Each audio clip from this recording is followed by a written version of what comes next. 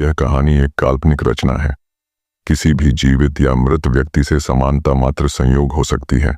दिल्ली में रहने वाली सिया, जो एक रिसेप्शनिस्ट थी, अपने बचपन के शहर ग्वालियर लौटने का सपना हमेशा देखती थी, लेकिन उसकी मां माया हर बार उसे रोक देती थी। क्यों? इस सवाल का जवाब कभी नहीं मिला। एक दिन जब उसकी मां और बहन किसी जरूरी काम से ग्वालियर गईं, तो सिया ने बिना बताए वहां जाने का फैसला किया। उसने सोचा था कि यह एक सरप्राइज होगा, लेकिन वह नहीं जानती थी कि यह सफर उसकी जिंदगी की सबसे भयानक गलती बनने वाला था। जैसे ही सिया अपने पुराने घर पहुंची, उसकी मां उसे देखकर जैसे पत्थर की मूर्ति बन गई।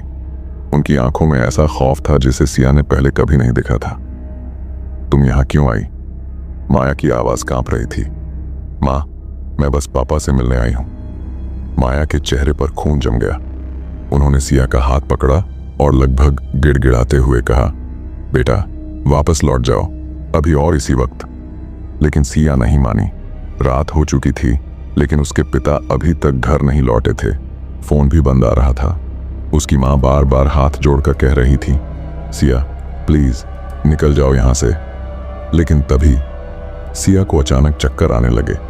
सिर में अजीब सा दर्द उठा और फिर वह घर की चौखट पर धड़ाम से गिर पड़ी। बेहोशी की हालत में सिया को एक अजीब सपना आया। उसने अपने पिता को ग्वालियर फोर्ट की भूल भुलैया में भटकते देखा। वे घबराए हुए थे, किसी को पुकार रहे थे। फिर उन्होंने एक लड़की को देखा। वह हूबहू सिया की तरह दिख रही थी, लेकिन जैसे ही उन्होंने उसे छुआ, ढप, लड़की का चेहरा अचानक बदल गया। उसकी आंखें काली हो गईं। उसके आधे सिर पर मांस ही नहीं था। और फिर उसके पिता की भयानक चीख गूंज उठी, सिया। और वे फोर्ट की छत से नीचे गिर गए। सपने में ही सिया की भी चीख निकल गई और उसकी आंखें खुलीं।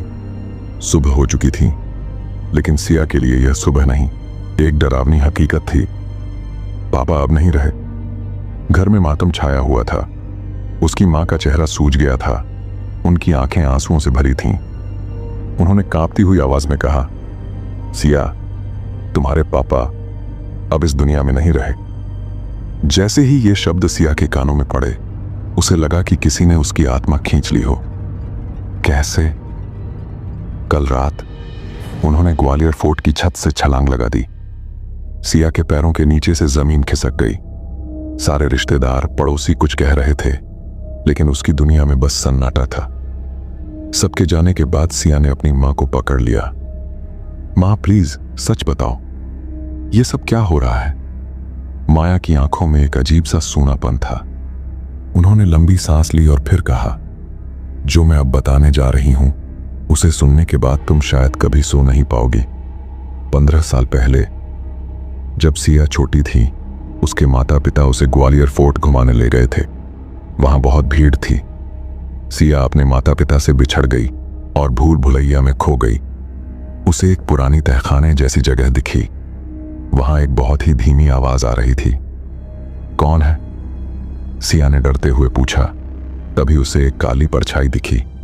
जैसे ही सिया ने उसकी ओर बढ़ने की कोशिश की, वो परछाई हवा में गायब हो गई। लेकिन फिर किसी ने पीछे से उसके कंधे पर हाथ रखा। सिया ने पलटकर देखा और जो उसने देखा, उसने जिंदगी में कभी इतना खौफनाक चेहरा नहीं देखा था। एक भयानक औरत जिसका आधा चेहरा सड़ चुका था। उसकी आंखें सफेद और चमकती हुई थीं। उसके हाथ और पैरों में कीड़े रेंग रहे थे। मेरे पास आओ। और फिर वो औरत तेजी से सिया की तरफ बढ़ी। डर के मारे सिया जोर से चीख पड़ी और भागकर एक कमरे में छिप गई। लेकिन जब उसने पलटकर देखा, वही औरत कमरे के कोने में बैठकर दीवार पर मंत्र लिख रही थी, तुम मेरी हो, हमेशा के लिए। और फिर उसने सफेद रंग का पाउडर सिया के माथे पर लगाया। अगले ही पल सिया बेहोश हो गई। अगली सुबह सिया का शरीर उसी जगह पड़ा मिला जहां से उसके पिता ने छलांग लगाई थी। डॉक्टरों ने बताया कि सिया कोमा में चली गई थी। उसकी मां एक तांत्रिक बाबा के पास गई।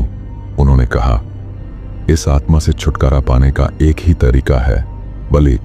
सिया के पिता ने कहा, मैं अपनी बेटी के लिए अपनी जान देने को तैयार हूं। पूजा हुई। सिया की आंखें लाल हो गईं।